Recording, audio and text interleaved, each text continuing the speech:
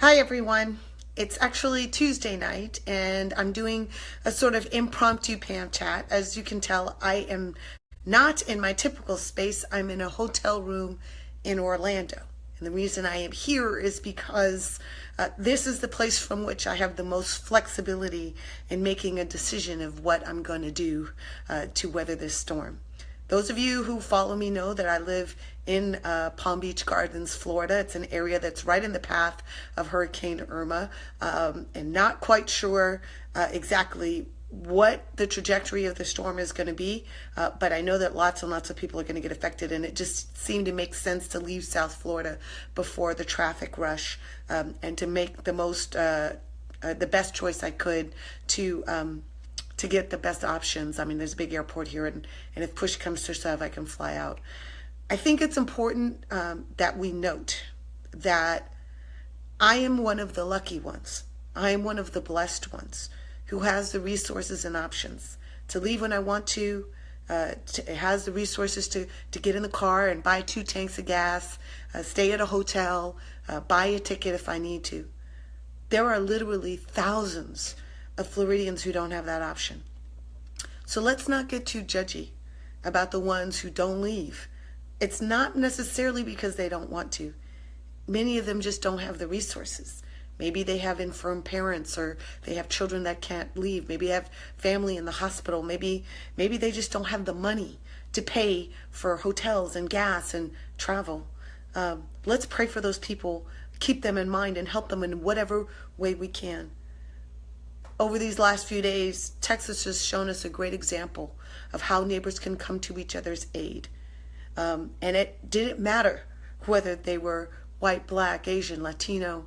Didn't matter whether they were left, right, Republican or Democrat. They're Americans, they're neighbors, and they've helped each other out in multiple ways, and not just in Texas. J.J. Watt raised $18.5 million from people like you and me who care about our fellow Americans, who've donated what we could. That is the spirit that really ought to be the theme for this day. Unfortunately, there's another theme that has emerged today, and that is what the White House has done with respect to Dreamers and undoing DACA. I mean, I'll be honest with you, I've been pissed off all day. I've been managing my rage because that decision was not one based in sound law, nor was it one based in sound economics, and it certainly wasn't based in sound morality. So I'll take those quickly.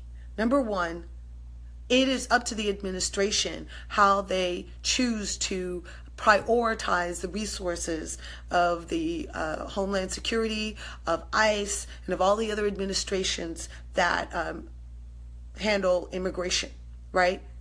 What DACA was an executive order simply saying, hey, we are going to prioritize those who are not here legally and who had an intention to be here illegally for deportation, right?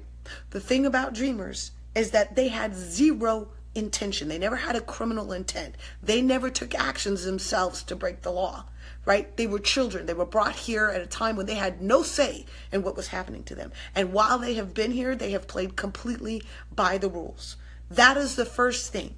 There is nothing unconstitutional about deciding how you are going to prioritize your resources. This was done not just by President Obama, but it was also done by President Bush. It was done by President Clinton. Let's not forget that executive orders have been the norm, not the exception, for many, many years. So this notion that somehow it was unconstitutional is ridiculous, right? That was ridiculous.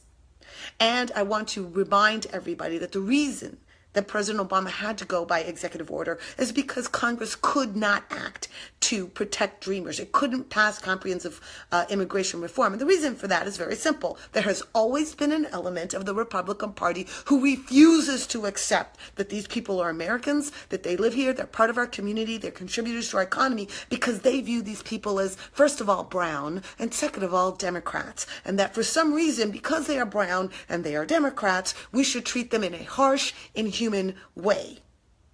That was part of what kept comprehensive immigration reform from happening in the first place. That is probably what's going to prohibit it from happening now.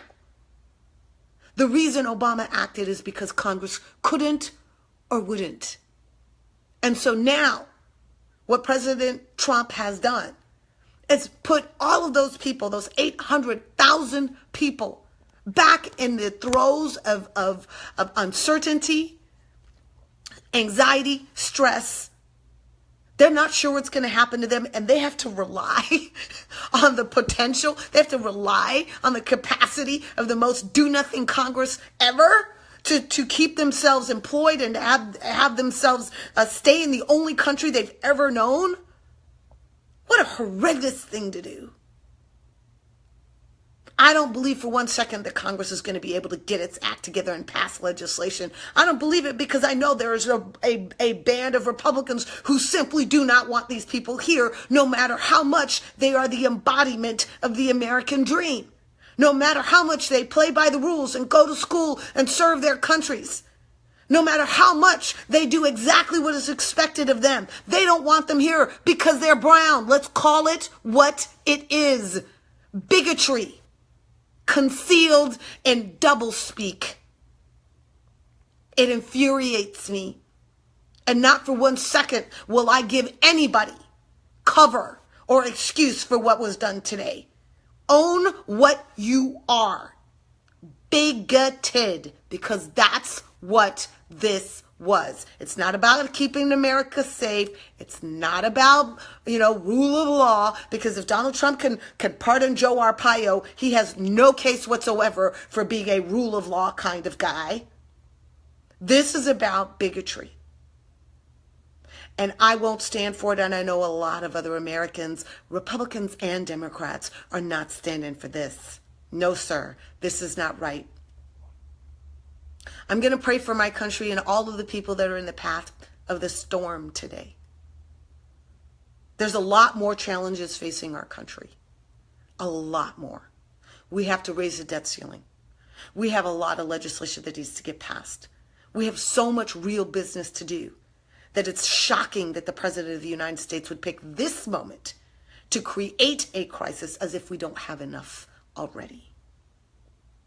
I am so sorry for all of the dreamers out there who feel like they have been abandoned and mistreated and bamboozled by the American government. But I assure you, the majority, more than 70% of Americans are standing with you.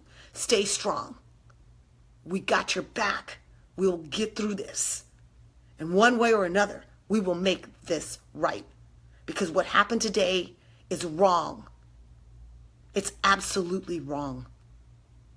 And we will fix this, or we will fix him. Good night.